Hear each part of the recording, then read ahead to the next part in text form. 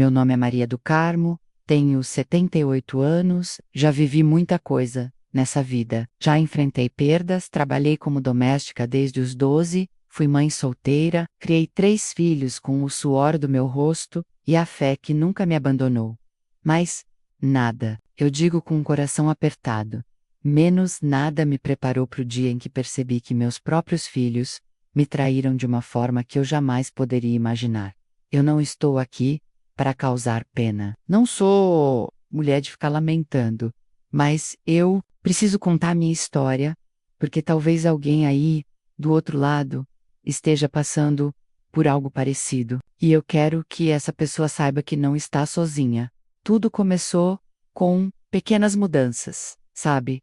A gente, mãe, sente. Eles começaram a me tratar como se eu fosse um fardo. Primeiro foram os comentários disfarçados de preocupação. Mãe, a senhora está ficando esquecida. A senhora não acha que está melhor num lugar onde tem ajuda o tempo todo? Eu sempre fui lúcida, sempre cuidei da minha casa, da minha comida, do meu quintal cheio de plantas mas eles começaram a plantar dúvidas, não só em mim, mas nos outros também. O que eu não sabia é que enquanto me ofereciam café na frente, estavam tramando pelas minhas costas.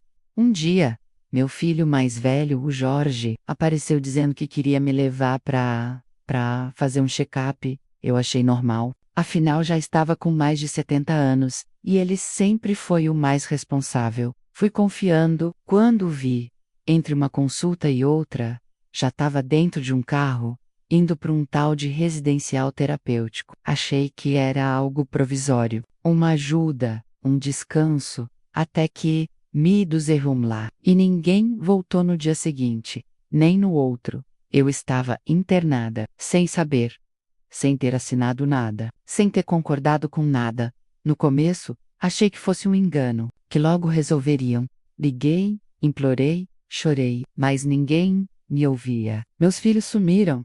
Sabe o que é olhar pela janela todos os dias, esperando que alguém venha te buscar, e ninguém aparecer? Sabe o que é comer uma comida que você não escolheu, dormir numa cama que não é sua, dividir o espaço com estranhos? Tudo isso porque seus filhos acharam que você não servia mais para viver sozinha? Dói de um jeito que não tem remédio. Porque não foi um erro, foi uma escolha.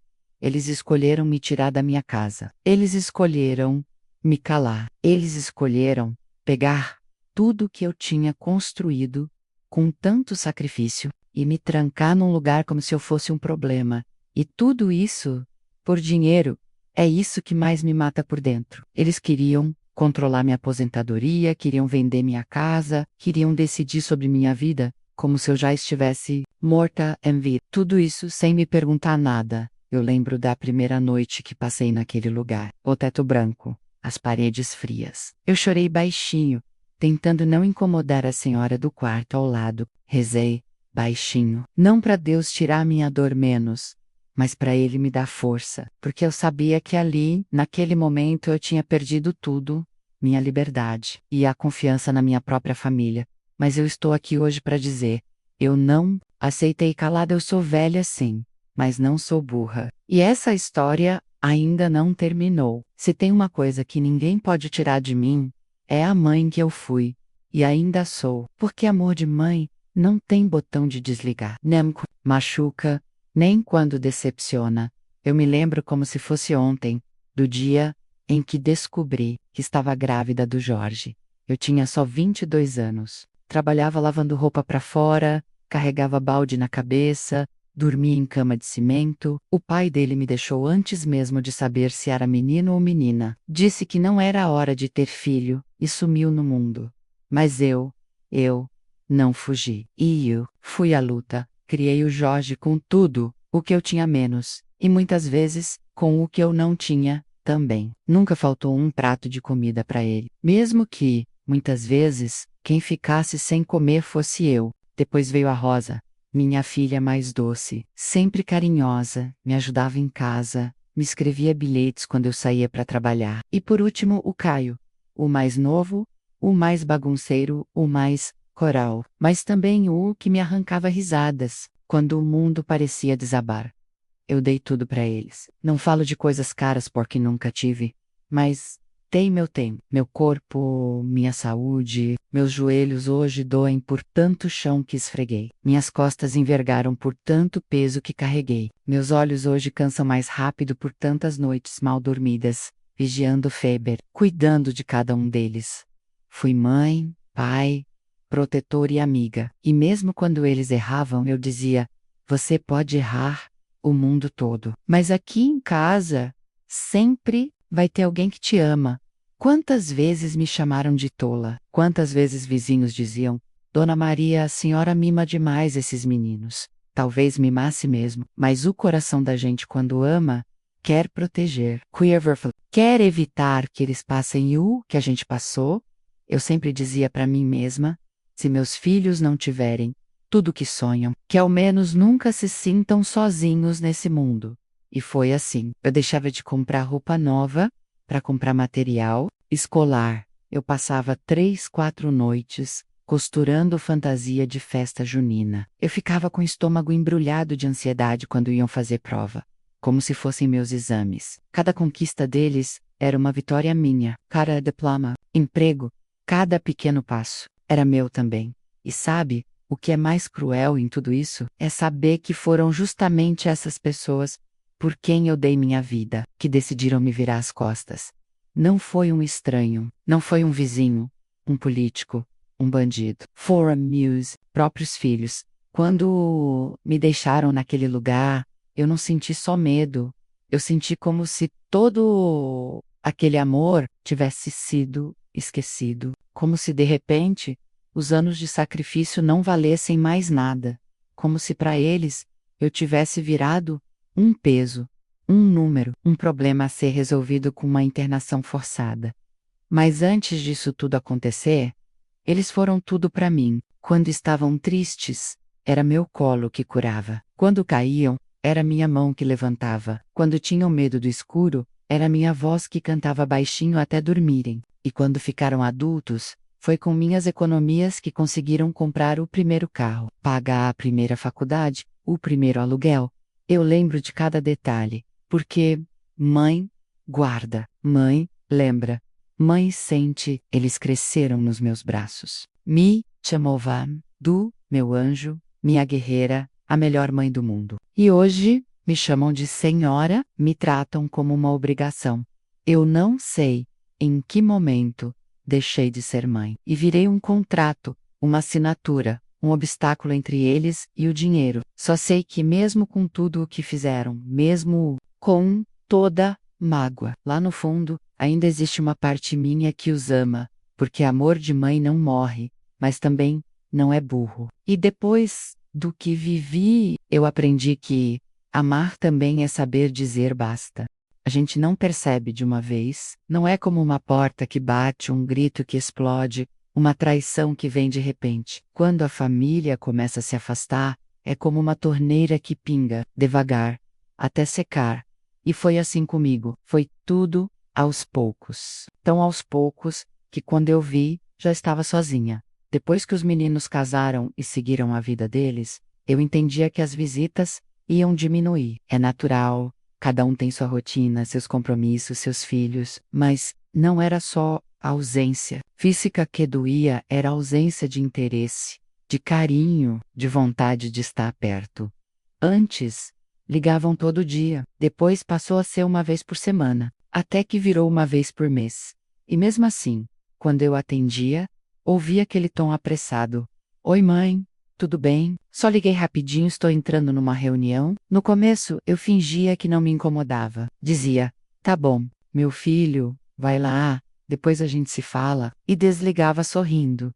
Mas logo depois o silêncio me engolia. E eu ficava ali no sofá da sala, olhando para as paredes, com a voz deles ainda ecoando na minha cabeça, e com um coração apertado, porque eu sabia que depois podia demorar semanas para chegar. As datas importantes foram sendo esquecidas também. Aniversário, nada de ligação, Dia das Mães, uma mensagem fria no WhatsApp, às vezes copiada, e com um te amo no final que soava vazio. Comecei a sentir que eu só era lembrada quando alguém precisava de alguma coisa. Uma empréstimo, uma ajuda com as crianças, uma receita daquelas antigas que só eu sabia fazer. Nessas horas, meu celular tocava e eu atendia sempre com o coração aberto. Porque mãe é assim, se contenta com migalhas quando vem dos filhos.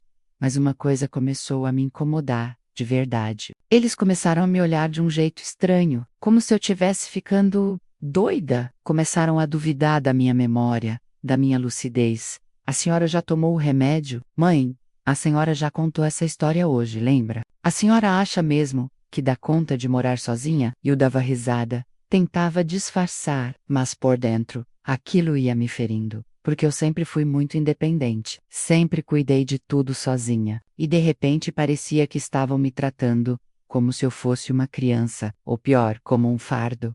Eles começaram a se reunir sem mim, a tomar decisões por mim. Um dia ouvi, sem querer, a Rosa comentando no telefone: a gente tem que ver logo isso da mãe, antes que a situação complique. Que situação? Eu estava bem, cuidava da minha casa do meu jardim, fazia minhas compras, minhas comidinhas. Tinha algumas dores, claro, mas quem não tem depois de certa idade?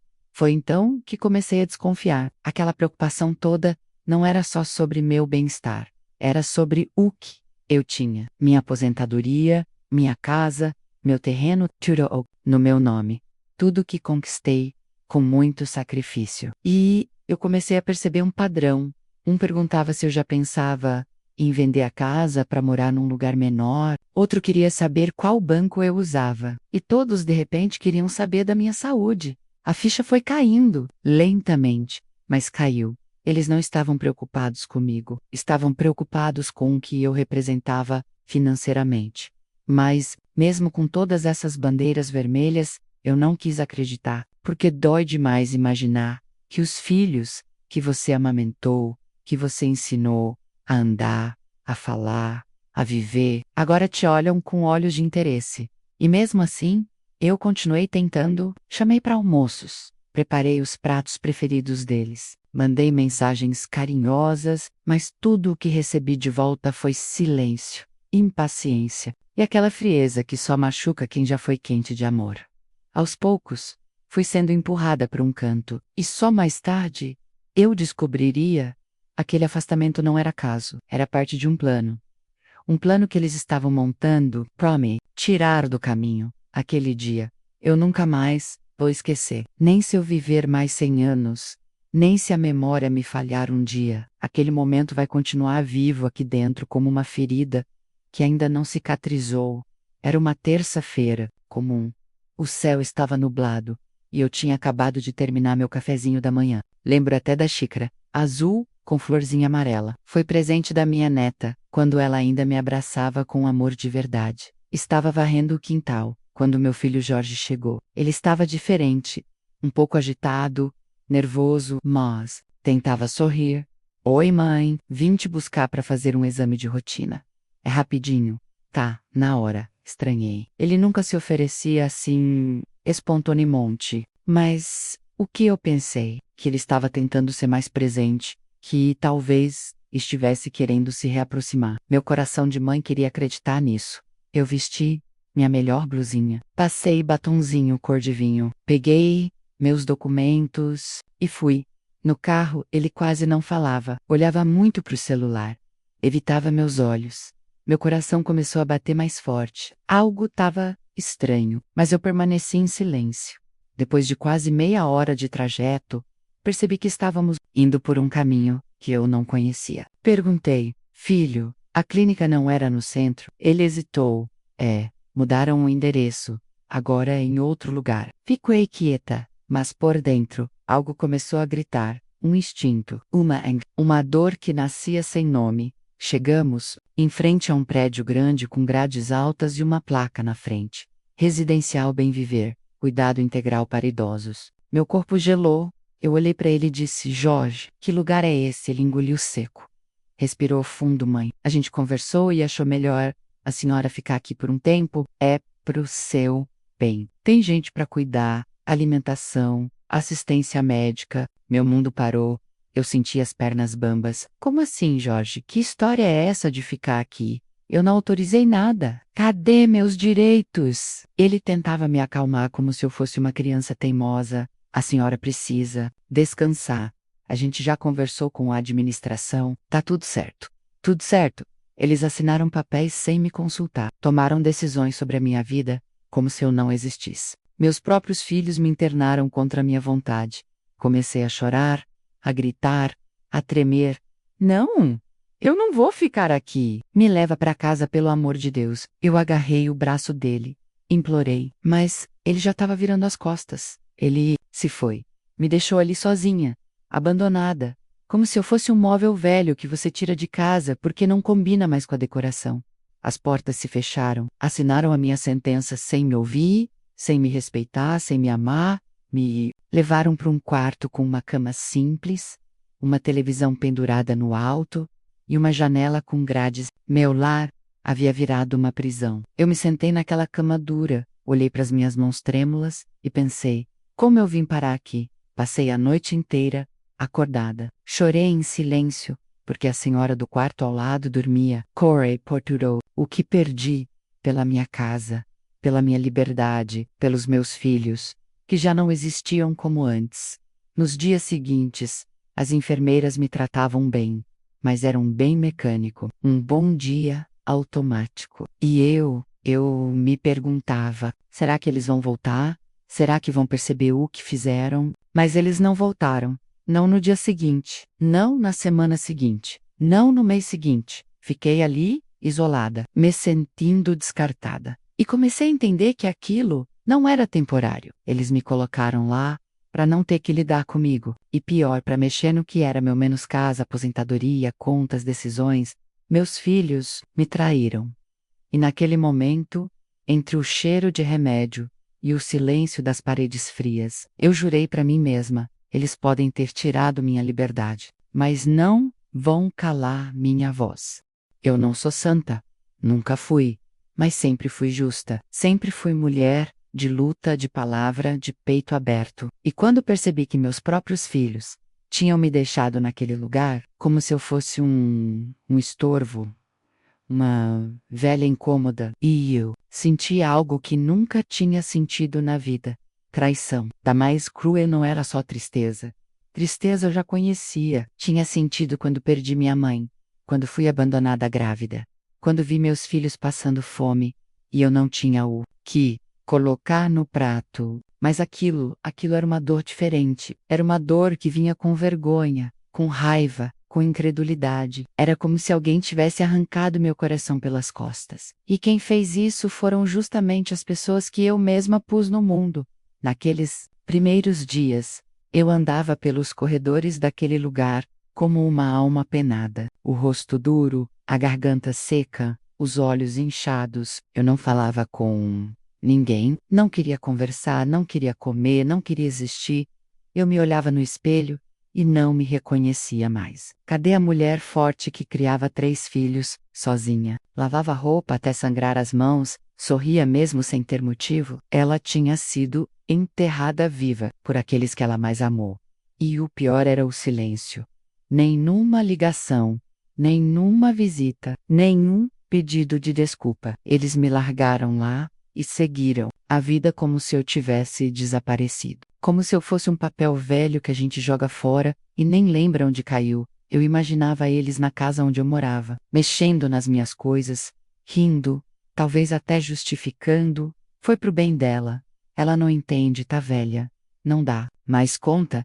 Mas eu dava conta, sim. E mais do que isso, eu merecia respeito. Merecia ser ouvida. Marecha Seara amada, sabe o que mais me feria? Era lembrar das vezes em que eles vinham até mim para chorar as mágoas da vida. Quantas vezes enxuguei as lágrimas do Jorge quando ele foi traído pela esposa. Quantas vezes fiz chá de camomila para Rosa dormir depois do divórcio. Quantas vezes abracei o Caio quando ele perdeu o emprego. E agora, quem me abraçava? Ninguém. O silêncio gritava dentro daquele quarto. As paredes me apertavam. E eu comecei a sonhava que estava presa, que gritava, mas ninguém ouvia. Sonhava com a minha casa sendo vendida, minhas plantas arrancadas, minhas fotos jogadas no lixo. Mas entre uma lágrima e outra, algo dentro de mim começou a mudar. A dor foi virando fúria, a tristeza virou indignação. E a indignação virou coragem. Eles me traíram, mas eu ainda estava viva. E se tem uma coisa que eu aprendi nessa vida, é que quem vive calado morre invisível. E eu me recusei a ser apagada assim. Comecei a anotar tudo. Datas and nomes, conversas, perguntei por direitos, exodi, documentos, falei com o assistente social do local, contei minha história, disse que estava ali contra minha vontade, que tinha plena consciência das minhas decisões, que nunca assinei nada. Ela ficou assustada, disse que era raro alguém falar com tanta firmeza. Eu disse: raro é uma mãe ser trancada como se fosse um móvel velho. Ela me e prometeu procurar ajuda. Naquela noite, deitei na cama e não chorei. Foi a primeira vez que fechei os olhos, e mesmo com o peito doendo, senti um pouco de esperança. Talvez fosse pequena, mas era minha. Eu sabia que o caminho, dali para frente, seria difícil. Mas se eles achavam que tinham me calado, estavam enganados. A mulher que enfrentou a fome, que lavou o chão de madrugada, que segurou a barra sozinha, não ia aceitar morrer esquecida num canto frio. E foi ali, naquele quarto sem alma, que eu me reconectei com a mulher que eu sempre fui. Forte, lúcida e, acima de tudo, digna.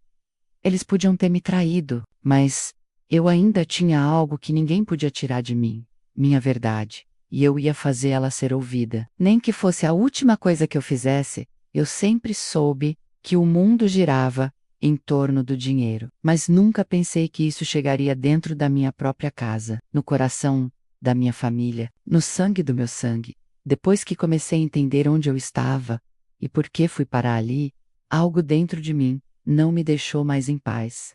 Era como um chamado, um sussurro insistente dizendo: Maria, tem coisa errada, vai fundo. Descobre, não deixa isso quieto. E foi o que eu fiz, mesmo naquele lugar, cercada por grades e horários rígidos, eu fui atrás da verdade. Comecei a conversar mais com os funcionários. Alguns pareciam saber de algo, mas evitavam falar, até que uma cuidadora, bem novinha, com os olhos cheios de compaixão, me puxou de lado e disse: Dona Maria, seu filho assinou tudo, disse que a senhora concordava, mas ele é seu procurador. Ele está com plenos poderes. Eu congelei. Procurador. Que poderes? Eu nunca dei procuração nenhuma, nunca autorizei ninguém a decidir por mim. Sempre fui lúcida, ativa, com minhas contas em dia, minha casa arrumada. Como ele conseguiu isso? Foi então que, com a ajuda da assistente social, comecei a pedir documentos. Levei tempo, mas consegui ver a papelada. E lá estava, uma procuração, assinada por mim menos, só que com uma assinatura que não era minha. Uma falsificação grotesca. Meus filhos falsificaram minha assinatura para me internar e ter acesso às minhas coisas. E não parou por aí. Descobri que, enquanto eu estava ali, trancada num residencial terapêutico, eles já tinham mexido na minha conta bancária. Já tinham vendido meu carro, já estavam anunciando minha casa num site de imóveis. Eu quase desmaiei. Não era só abandono. Era um golpe? Um roubo? Meus filhos me trancaram para me tirar do caminho, como se eu fosse um obstáculo entre eles e o que era meu por direito.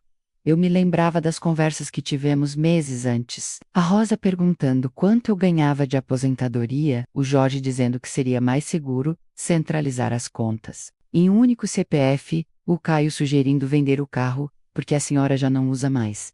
Eles estavam plantando a armadilha, e eu, cega de amor achando que era cuidado, foi como reviver tudo de trás para frente. Cada abraço, cada gesto recente, tudo agora tinha outro significado. Eles não estavam preocupados com minha saúde. Estavam com pressa. Pressa de tomar posse do que construí com sangue e lágrima. E não me consultaram porque sabiam que eu não ia aceitar. Sabiam que eu ia lutar. Sabiam que eu ia dizer: isso aqui é meu. Foi com meu suor. E só sai das minhas mãos quando eu morrer. Mas, como eu não morri, eles decidiram me apagar em vida. Ver tudo aquilo, no papel, Foi como ser apunhalada de novo. Era oficial registrado, autenticado, a traição tinha o carimbo, firma reconhecida e CPF. Foi difícil dormir naquela noite, mas ao mesmo tempo foi libertador, porque agora eu sabia a verdade. Agora eu tinha a prova, agora eu tinha munição. A assistente social, que já estava desconfiada, ficou horrorizada. Disse que ia acionar o Ministério Público, que era crime, que eu podia denunciar, que eu deveria denunciar. E eu pensei, denunciar meus filhos? O sangue do meu sangue? Aqueles por quem rezei todas as noites da minha vida. Sim, eu devia. Porque o que eles fizeram comigo não foi erro, foi escolha, foi mal disfarçada de preocupação. Foi ganância vestida de cuidado. Eles escolheram me calar, me silenciar, me esconder, mas eu escolhi viver, escolhi gritar, escolhi resistir.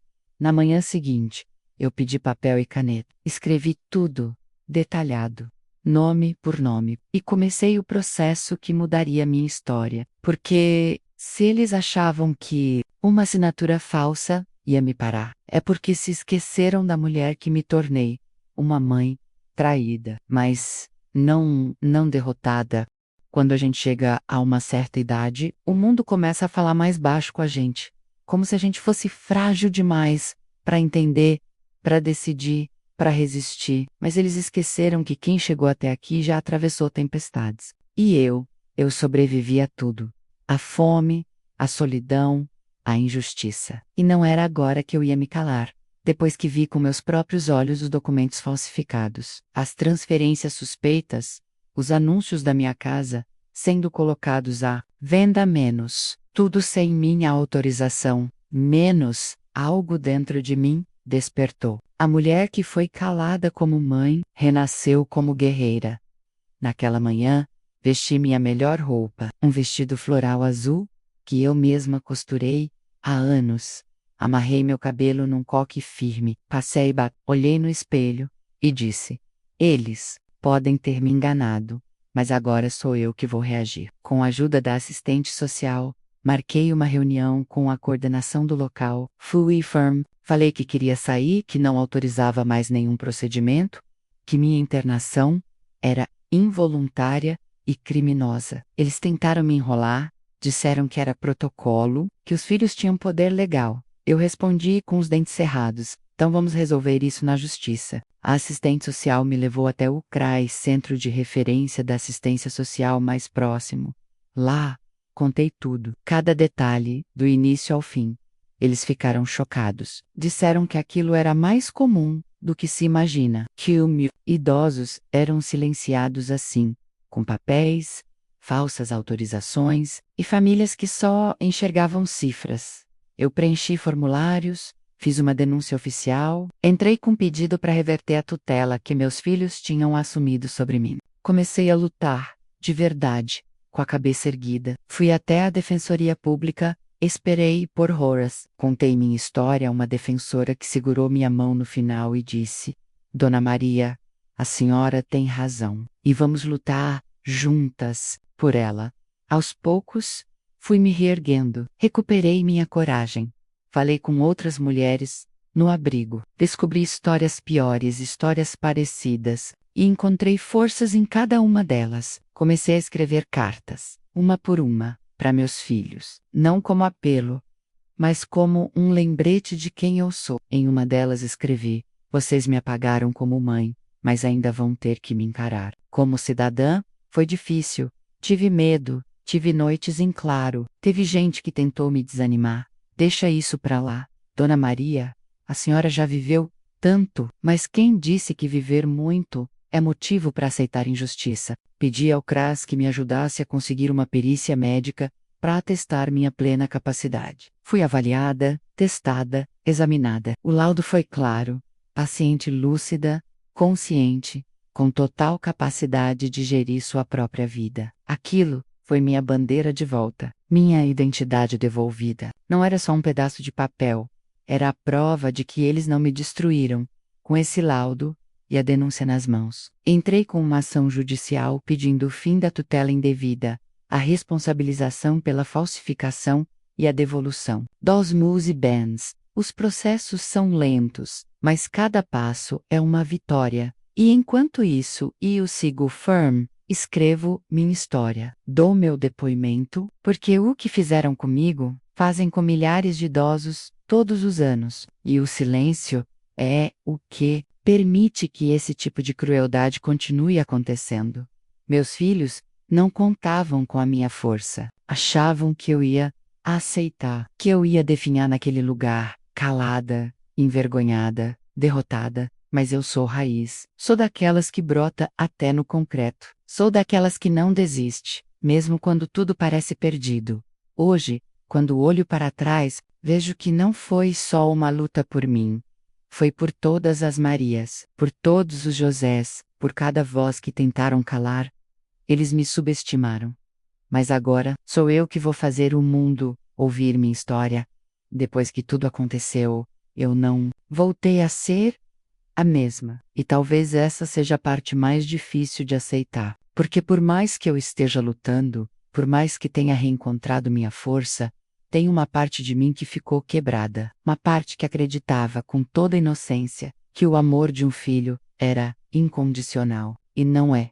A verdade é dura, mas liberta. Nos primeiros dias fora daquele lugar, quando consegui sair legalmente da internação, eu andava pela rua e sentia que o mundo estava diferente. Mas o que mudou, na verdade, fui eu. As pessoas olhavam, cumprimentavam, e eu sorria. Mas por dentro, havia um silêncio. Aquele silêncio de quem viu demais, de quem perdeu algo que não tem nome. Eu me olhava no espelho e via outra mulher, mais firme, mais só. Porque mesmo cercada por vizinhos, por conhecidos que me aplaudiram por ter tido coragem de enfrentar meus próprios filhos, dentro de mim havia um buraco, um vazio. Não era só a traição, era a constatação de que o que eu construí com tanto amor desmoronou. Comecei a duvidar de mim. Me perguntava se fui uma mãe boa o bastante. Será que mimar demais foi o erro? Será que dizer sim tantas vezes me apagou como pessoa? Foi um tempo de silêncio e reflexão. Passei noites lembrando dos aniversários que preparei com tanto carinho, dos natais em que comprei presentes escondidos, só para ver o brilho nos olhos deles, e me perguntava: onde foi que tudo começou a se perder? Mas entre essas lembranças e as lágrimas, eu também comecei a me reencontrar. Descobri que eu ainda tinha valor, que minha vida não terminava ali, com a assinatura falsa de um papel. Comecei a fazer terapia, pelo posto de saúde, indicado pela própria defensora pública, fui acolhida num grupo de apoio a idosos vítimas de violência patrimonial. Ali, histórias ainda piores que a minha. E entendi que não era culpa minha. Era um problema estrutural, social, velho, mas abafado. Passei a escrever sobre tudo o que vivi, em cadernos, em folhas soltas. Escrever virou um jeito de organizar a dor e transformá-la em força. Como se, ao colocar no papel, eu tirasse um peso de dentro de mim. Minha casa, que por pouco não foi vendida, hoje é meu refúgio. Recuperei as chaves. Entrei e chorei no meio da sala, sozinha. Chorei de alívio, de gratidão, de saudade de mim mesma. E prometi nunca mais deixar que ninguém me silencie. A relação com meus filhos se desfez. Eles tentaram entrar em contato depois que souberam da denúncia e do processo. Vieram com lágrimas, com desculpas, mas eu olhei nos olhos deles e não vi arrependimento. Vi medo. Medo de perder, medo de responder na justiça. E eu, com a calma de quem não deve, disse: não sou eu quem vocês precisam convencer. É a verdade. Não guardo ódio, guardo aprendizado. Hoje, eu valorizo cada pequeno gesto de respeito. Uma conversa no ponto de ônibus. Um bom dia sincero do padeiro. Um café compartilhado com a vizinha. Descobri que a gente pode nascer novo, mesmo depois da traição, mesmo depois de ser descartada por quem você mais amava. Não sou mais a mesma Maria de antes. Sou uma mulher que apanhou da vida e decidiu levantar, que foi silenciada e decidiu gritar, que foi esquecida e se reencontrou. Sei que muitos vão me chamar de corajosa, mas coragem para mim é isso. É ter medo, é doer por dentro, e mesmo assim seguir em frente, com a cabeça erguida, calm, o coração mesmo remendado, ainda batendo firme. Eu perdi uma família, mas ganhei a mim mesma de volta. Se você está me ouvindo agora e sente que sua história tem alguma semelhança com a minha, eu quero que saiba do fundo do meu coração, você não está sozinho. Você não está sozinha. Ser traída pelos próprios filhos foi, de longe, a dor mais profunda que já senti. Não foi um golpe no bolso, foi um golpe na alma, porque a gente entrega tudo: tempo, cuidado, amor, vida, e quando a vida devolve isso com frieza, abandono, mentira, a sensação é de que tudo foi em vão, mas não foi. Você que está aí, sentindo que perdeu o sentido, que foi deixado de lado, que foi usado por quem dizia te amar. Ouça uma coisa de quem já esteve nesse lugar escuro. Você ainda tem valor. Você ainda tem força. Você ainda tem voz. Demorei para entender isso. Demorei para enxergar que ser mãe, pai, avó, avô, não significa aceitar tudo em nome do amor. Amor também é limite. Amor também é respeito. E respeito, minha filha, meu filho, começa dentro da gente. Se eu pudesse voltar no tempo, teria me priorizado mais cedo. Teria dito mais não. Teria me lembrado que eu era mulher antes de ser mãe, que eu tinha nome, sonhos, vontades, que eu merecia ser ouvida não só quando era conveniente para os outros. Por isso, se você sente que sua família está te apagando, que estão tomando decisões por você, que estão tentando te silenciar com boas intenções, acenda o sinal de alerta. Não espere chegar onde eu cheguei. Busque ajuda, fale, denuncie. Você não é louco, você não está exagerando. Você está vivendo algo que acontece todos os dias, com milhares de idosos nesse país, mas que é abafado por vergonha, por medo, por culpa. E aqui vai o que eu aprendi. Com lágrimas e luta 1. Confie nos seus instintos. Se algo parece errado, se você sente que estão te manipulando, te isolando, te diminuindo, ouça essa intuição. Ela raramente erra 2. Fale. Mesmo que doa, a dor guardada adoece a alma. Quando eu comecei a contar minha história, encontrei outras pessoas como eu.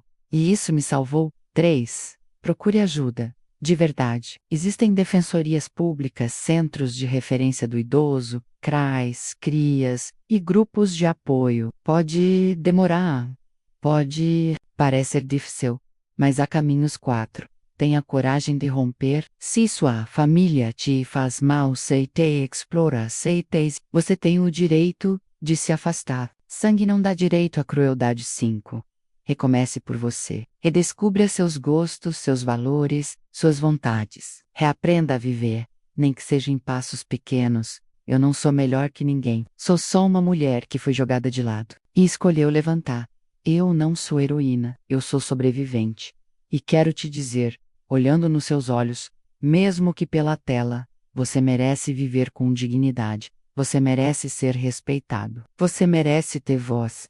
Eles tentaram me calar, mas fui eu que decidi falar, e por isso hoje, mesmo com a idade, com as dores no corpo e as marcas no coração, eu sou mais viva do que nunca, porque agora eu sei quem eu sou, e ninguém mais vai me fazer duvidar disso.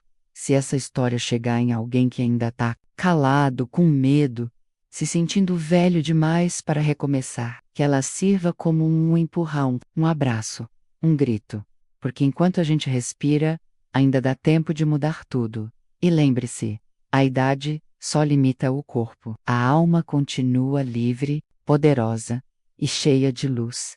Não importa o que te fizeram. O que importa é o que você vai fazer com isso agora. Se alguém me dissesse, há 1 ano, que eu terminaria essa história de pé, com a cabeça erguida, talvez eu não acreditasse. Porque quando tudo desabou, quando me vi trancada naquele lugar, traída pelos meus filhos, humilhada, desacreditada, eu pensei que fosse o fim, mas não foi o fim, foi o começo de uma nova Maria, mais consciente, mais forte, mais livre.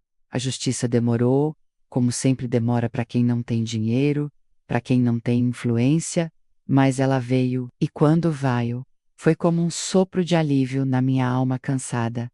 Com a ajuda da Defensoria Pública, conseguimos provar que a assinatura na procuração era falsa. O laudo da perícia grafotécnica foi claro.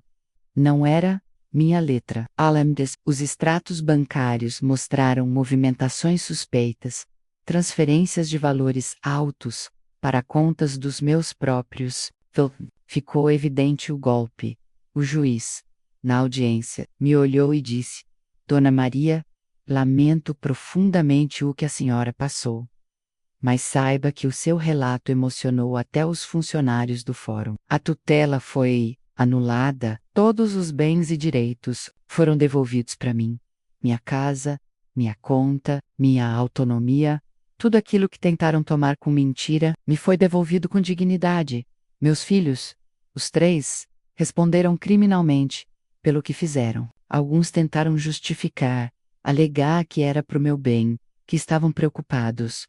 Mas não havia mais espaço para teatro. Eles não queriam me proteger. Eles queriam me apagar para tomar o que era meu. A justiça não devolveu o que eu perdi emocionalmente.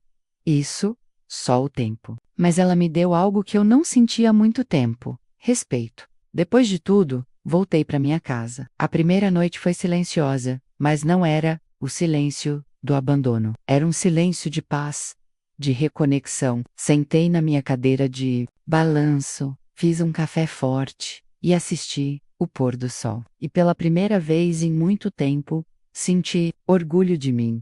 Recomecei do zero, sozinha, sim, mas nunca mais sozinha por dentro. Aos poucos, retomei pequenos prazeres. Voltei a cuidar do jardim, a plantar as flores que eu amava.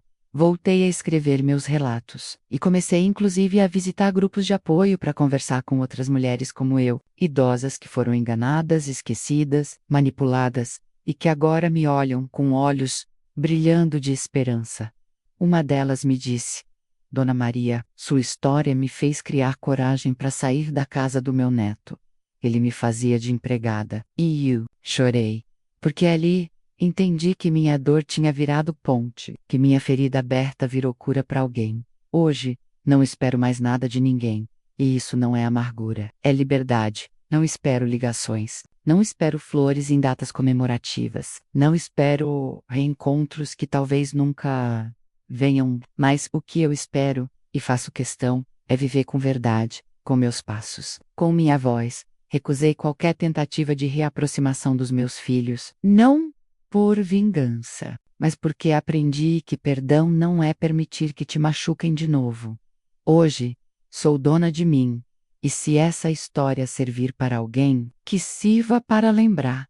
Não existe idade certa para se levantar. Não existe tempo perdido quando se recupera a dignidade. Aos 73 anos, eu renasci, e digo isso com todas as letras. Renasci como mulher, renasci como cidadã. Renasci como alguém que não aceita mais ser silenciada. Não sou uma vítima. Sou prova viva de que a verdade sempre encontra o seu caminho.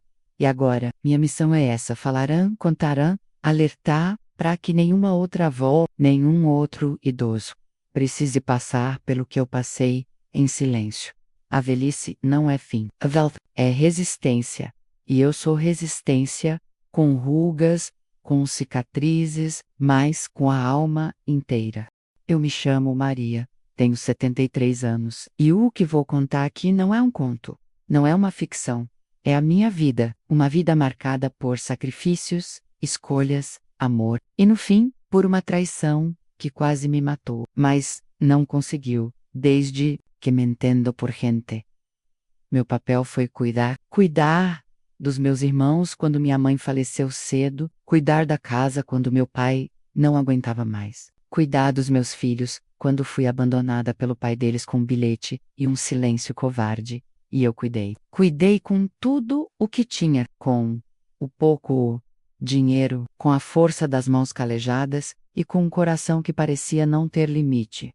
Meus 3 filhos sempre foram minha vida. Eu era daquelas mães que dormem com fome para ver os filhos comendo, que costura a própria roupa para garantir que eles tivessem uniforme novo na escola, que inventa mágica com farinha e ovo quando o armário está vazio. E tudo o que eu fazia com orgulho, porque para mim ver eles crescendo, saudáveis, sorrindo, era minha recompensa. Mas ninguém avisa a gente que amor demais também pode cegar. Eles cresceram, viraram gente grande, formaram família, fizeram filhos, seguiram a vida, e aos poucos fui ficando de lado. Um telefonema virou luxo. Uma visita virou compromisso raro, e eu comecei a ser vista não mais como mãe, mas como a velhinha que precisa de cuidado. Mas eu cuidava de mim, sempre cuidei, tinha minha casa simples, meu quintal com plantas, minha aposentadoria, meus dias eram solitários, mas eu ainda me sentia viva, ainda me sentia alguém, até que veio a rasteira. Meu filho, Jorge apareceu numa manhã dizendo que ia me levar para um exame de rotina. Me arrumei, passei batom, amarrei o cabelo como sempre fazia, e fui. Achei que era um gesto de carinho. Ele estava tentando se reaproximar, mas era só a isca. Fomos parar, num local estranho, um prédio branco, frio, com grades. Ele disse que eu ficaria ali por um tempo, para descansar, mas não era descanso, era exílio. Me deixaram ali trancada, sem aviso, sem minha autorização, sem direito de dizer não. Eu fui internada contra minha vontade, como se fosse um objeto incômodo, como se eu não fosse mais capaz de decidir sobre minha própria vida. No começo, eu chorei dias inteiros, chorei lembrando dos abraços que dei, das noites mal dormidas cuidando de febre, das contas pagas com suor, e me perguntei: como é possível um filho fazer isso com uma mãe? A resposta veio dias depois. Descobri que eles haviam falsificado minha assinatura numa procuração. Deram entrada em papéis como se eu tivesse perdido a sanidade. E, enquanto isso, mexiam nas minhas contas, vendiam meu carro, anunciavam minha casa. Eles não me internaram por amor. Por interesse, queriam o que era meu. Me apagaram como pessoa para ter acesso ao que construí com tanto suor. Foi como morrer em vida. Mas mesmo trancada naquele quarto sem alma, algo dentro de mim gritava: você ainda está viva, Maria. Você ainda é alguém. Com a ajuda de uma assistente social, denunciei. Fui atrás da Defensoria Pública. Exigi perícia. Provei que estava lúcida. Provei que a assinatura era falsa, que o dinheiro tinha sido desviado, que tudo aquilo era um golpe, um crime. E então, comecei a me levantar. O processo judicial foi lento, doloroso. Reviver cada detalhe foi como rasgar a alma de novo. Mas cada página, cada audiência, cada palavra minha era um grito de liberdade, um recado. Eu não vou morrer calada. A justiça me devolveu o que era meu: minha casa, minha autonomia, minha dignidade. Meus filhos tentaram voltar, disseram que foi mal entendido, que só queriam meu bem, mas eu vi nos olhos deles o mesmo olhar frio de antes. Eles não se arrependiam, eles só tinham medo de perder. E eu disse: vocês não me perderam agora. Vocês me perderam quando decidiram me apagar. Hoje moro sozinha, cuido do meu jardim, faço minhas orações. E, às vezes ainda choro. Mas é um choro diferente. No Dor é de libertação, porque eu entendi que, por mais cruel que seja, a gente precisa escolher a si mesma. Prestes a se proteger, até de quem veio do nosso ventre. Descobri que há muitas como eu, mulheres que deram tudo e foram descartadas. Mães, avós, que hoje moram em asilos, não por necessidade, mas porque incomodavam. Porque se tornaram um problema. E eu quero que todas essas mulheres saibam: vocês não são um fardo, vocês são raiz, são base, são história. E se ninguém reconhecer isso, então gritem, escrevam, denunciem. Não aceitem o silêncio como castigo. Vocês merecem respeito. Até o último suspiro. A velhice não é um erro, é um troféu. E quem te abandona por causa dela é quem perdeu o direito de fazer parte da sua vida. Hoje, eu sou outra mulher. Sou mais forte, mais viva do que nunca. E se minha história servir para acordar uma só pessoa que esteja vivendo algo parecido, então toda essa dor terá valido a pena. Porque ninguém, nem mesmo um filho, tem o direito de apagar a vida de quem só soube amar. Eu sou Maria, fui esquecida, fui traída, mas também fui salva por mim mesma. E isso ninguém me tira.